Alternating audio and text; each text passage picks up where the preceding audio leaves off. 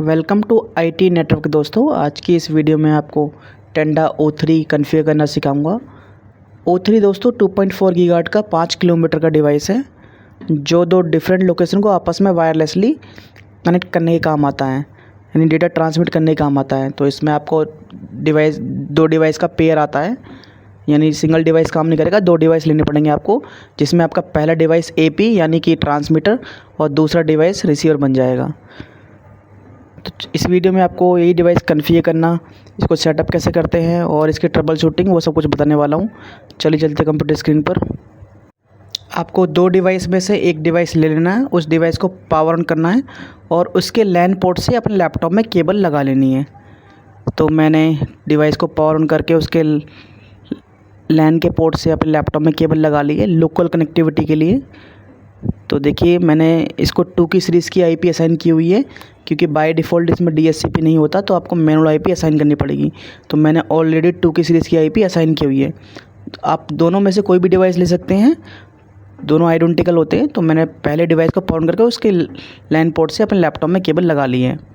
Ping कर लेते हैं उसकी लोकल IP का। देखिए उसकी 192.168.2.1 से पिंग भी आ रहा है। तो आपको सबसे पहले फिजिकल कनेक्टिविटी चेक कर लेनी है। उसके बाद आपको कोई भी ब्राउज़र ओपन करना है, वहाँ पे डिवाइस की लोकल IP डालेंगे। मैं इसकी लोकल IP डाल दे रहा हूँ 192.168.0.1 सॉरी। उसके बाद टेंडा कुछ इस तरह का इंटरफेस आ जाएगा। वहाँ पे आपको डिफ़ॉल्ट एडमिन से लॉगिन कर लेना है इसको। तो ये जो डिवाइस है इसको हम AP बनाएंगे, एक्सेस पॉइंट यानी ट्रांसमीटर।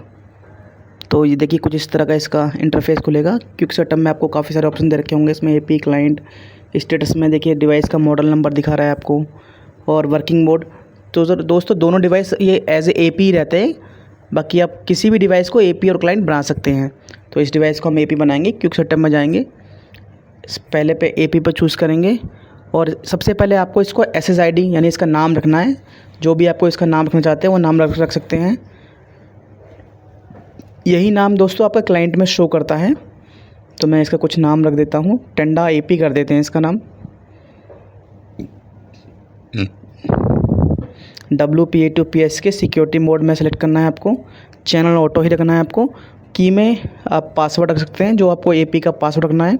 इसका दोस्तों नाम शो करेगा, ट्रांसमीटर बनेगा। तो डिफ़ॉल्ट ही छोड़ दे रहा हूँ, 1 से लेकर 8 तक सेव कर दे रहा हूँ। ये 2 मिनट का दोस्तों टाइम लेगा, जो भी आपने सेटिंग सेव की है इसके अंदर। ये जो आपका AP वाला डिवाइस है ट्रांसमीटर, ये आपका NVR, जहाँ पे आपका NVR होगा, या फिर आप इंटरनेट अगर शेयर कर रहे हैं तो इंटरनेट की साइड लगेगा। तो यहाँ से डेटा आपका ट्रांसमिट होगा। अगर आप कंप्यूटर मीन्स अगर आप कैमरे वगैरह चला रहे हैं और 2 डिफरेंट लोकेशन पे, तो ये वाला डिवाइस आपका NVR साइड में लगेगा। बाकी दूसरा जो डिवाइस हम कॉन्फ़िगर करेंगे वो आपका क्लाइंट कैमरे की साइड में लगेगा। तो इस डिवाइस को आपको NVR या इंटरनेट की साइड लगाना है। 5 किलोमीटर में दोस्तों बहुत अच्छा ऑप्शन है ये। अगर वायर डालने का ऑप्शन नहीं है, आपको कोई डेटा ट्रांसमिट करना है, तो 2 डिफरेंट लोकेशन को बहुत ईजिली आप डेटा ट्रांसमिट कर सकते हैं। देखिए हो गया है, 100% हो गया है। देखिए पेज ओपन हो गया। एडमिन से लॉगिन कर लेंगे इसको। देखिए स्टेटस में जाएंगे, अभी वर्किंग मोड AP है यानी ट्रांसमीटर। SSID हमने टेंडा AP रखी है और पासवर्ड हमने 1 से लेकर 8 तक रखा था। तो ये डिवाइस आपका कॉन्फ़िगर हो गया है। ये वाला डिवाइस आपका NVR या इंटरनेट की साइड लगेगा। ठीक है, चैनल डिफ़ॉल्ट रख दिया था हमने।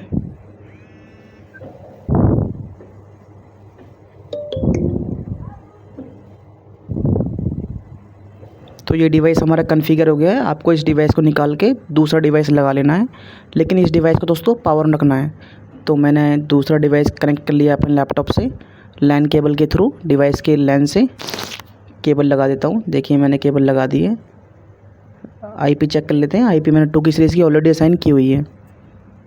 तो दोनों की IP 192.168.2.1 होती है, डिफ़ॉल्ट ही होती है IP, क्योंकि बाय आइडेंटिकल होते हैं डिवाइस ना ये, तो बाय डिफ़ॉल्ट AP कॉन्फ़िगर होते हैं ये।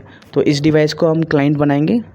तो वही आपको कोई भी ब्राउज़र ओपन कर लेना है और सेम लोकल IP डालनी है उसकी 192 192.168.2.1। देखिए पेज खुल जाएगा, टेंडा का पेज खुल गया है। एडमिन से इस डिवाइस को आपको लॉगिन कर लेना है। ये देखिए लॉगिन कर लिया। इसका भी दोस्तों सेम इंटरफेस है, क्योंकि दोनों डिवाइस सेम होते हैं आपके, कुछ डिफरेंस नहीं होता। बस पहला डिवाइस एपी बनाना होता है, दूसरा आपको रिसीवर बनाना होता है, क्लाइंट बनाना होता है। तो ये भी बाय डिफ़ॉल्ट एपी आता है, क्विकसॉर्ट में जाते हैं। इसको दोस्तों हम क्लाइंट बनाएंगे, यानी रिसीवर बनाएंगे। तो नेक्स्ट क्लिक करेंगे। देखिए यहाँ पे नाम शो करेगा, जो हमने एपी का नाम रखा था, ट्रांसमीटर का नाम शो करेगा यहाँ पे। देखिए टेंडा एपी शो कर रहा है। इसको चूज़ कर लेते हैं, नेक्स्ट करेंगे। आपसे पासवर्ड पूछेगा, पासवर्ड याद रखें। ये पासवर्ड आप डालना है आपको, जो आपने पासवर्ड बनाया था डिफ़ॉल्ट ही था उसमें, 1 से लेकर 8 तक मैंने चेंज नहीं किया था। नेक्स्ट पे क्लिक करेंगे। यहाँ पे दोस्तों आपको आईपी ज़रूर चेंज करनी है। जैसे उसकी 2.1 थी तो इसकी 2.2 रहेगी। सेव करेंगे। अब ये भी दोस्तों 2 मिनट का टाइम लगेगा रिबूट होने में। उसके बाद ये डिवाइस दोनों पेयर हो जाएंगे। दोस्तों इसके साथ में एक छोटा सा पीओई इंजेक्टर भी आता है। जैसे मान लीजिए डिवाइस आपकी काफ़ी हाइट पे लगी हुई है, वहाँ पे पावर का सोर्स नहीं है, तो उसके साथ में पीओई इंजेक्टर छोटी सी डिब्बी आती है। उसको आप एडेप्टर से पावर ऑन करेंगे और उससे एक लैन केबल लेके डिवाइस को पीओई से पीओई में कनेक्ट कर देंगे, जिससे कि आपका डिवाइस पावर ऑन हो जाएगा। तो पीओई इंजेक्टर से आप मैक्सिमम 30 से 35 मीटर केबल एक्सटेंड कर सकते हैं, अगर आपके पास ऊपर पावर का सोर्स नहीं है, क्योंकि हाइट है, ये डिवाइस जो है आपके काफ़ी हाइट पे लगते हैं। इनको दोस्तों कन्फिगर करना तो बहुत आसान होता है। मेन होता है डिवाइसेस का इनका अलाइनमेंट करना, क्योंकि दोनों आपके डिवाइस में डायरेक्शनल एंटीना होता है।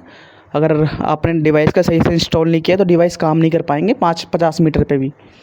बाकी आपको अलाइनमेंट का विशेष ध्यान रखना है। लाइन ऑफ साइट क्लियर रखनी है, बीच में पेड़, बिल्डिंग या कुछ आसपास में कुछ भी बीच में इनके इंटरफेरेंस नहीं होनी चाहिए, और दोनों डिवाइस आपके सेम हाइट पे इंस्टॉल होनी चाहिए। तो कुछ चीज़ें आपको ध्यान रखनी है लगाने से पहले, कि आपकी लाइन ऑफ साइट क्लियर होनी चाहिए, तभी आरएफ काम कर पाएगा। क्योंकि इनके अंदर डायरेक्शनल एंटीना होता है, तो दोनों डिवाइस जब एक दूसरे की तरफ मुँह करके रहेंगे तभी काम कर पाएंगे। 5 किलोमीटर का रेडियस बनाएंगे, बीम क्रिएट करते हैं बेसिकली डिवाइस ये ना। देखिए ये हो गया है। इसको लॉगिन कर लेते हैं। एडमिन डिफ़ॉल्ट ही है इसका। अब ये पेयर हो गया हुआ, क्योंकि हमने इसको एपी से कनेक्ट कर दिया है। ये वाला डिवाइस दोस्तों आपका या जहाँ पे आप इंटरनेट रिसीव करेंगे वहाँ लगाएंगे, या अगर आप कैमरे वगैरह लगा रहे हैं तो कैमरे के पास में लगाएंगे। कैमरे से कोई स्विच कनेक्टेड है वहाँ पे लगा देंगे। देखिए वर्किंग मोड में क्लाइंट आ गया, ये देखिए, और SSID टेंडा एपी से कनेक्टेड है ये। देखिए आप स्ट्रीम एपी में जाएंगे, देखिए 2.1 नीचे आईपी आ गई ना एपी की, तो ये डिवाइस आपका पेयर हो गया है। देखिए सिग्नल स्ट्रेंथ भी आ गया है, और अपस्ट्रीम एपी में 2.1 से कनेक्ट हो गया है ये। इसका मतलब है पेयर हो गया है। देखिए सिग्नल स्ट्रेंथ आपकी आ गई है 14 dBm। दोस्तों जितनी ये जीरो की तरफ रहेगी अलाइनमेंट करने के बाद में, उतना बेटर रहेगा। मीन्स जैसे मान लीजिए ये अगर आप 100-200 मीटर पे लगा रहे हैं, तो जितना आप इसको जीरो की तरफ रख सकते हो उतना बेटर रहेगा। साथ में एक बैकग्राउंड नॉइज़ होती है, ये आपकी 100+ होनी चाहिए। तो ये अगर आपका बैकग्राउंड नॉइज़ 100+ है और आपकी सिग्नल स्ट्रेंथ जितनी कम रहेगी, तो इसका मतलब डिवाइस आपका अलाइनमेंट ठीक, अच्छा अलाइनमेंट किया है आपने। तो बस इसमें यही है। वर्किंग मोड क्लाइंट हो गया। और दोस्तों इसमें एक सीसी की वैल्यू होती है, वो दिखा दे रहा हूँ मैं आपको। ये सीसी की वैल्यू 100% होनी चाहिए। इसका मतलब ये होता है कि आपका जो दोनों डिवाइसेस हैं उनका अलाइनमेंट ठीक है, मतलब क्लाइंट कनेक्ट क्वालिटी, तो वो 100% होनी चाहिए। बाकी इस डिवाइस से कॉन्फ़िगरेशन से रिगार्डिंग कोई आपको इशू आता है तो नीचे कमेंट कर सकते हैं, मैं उस पर जल्दी वीडियो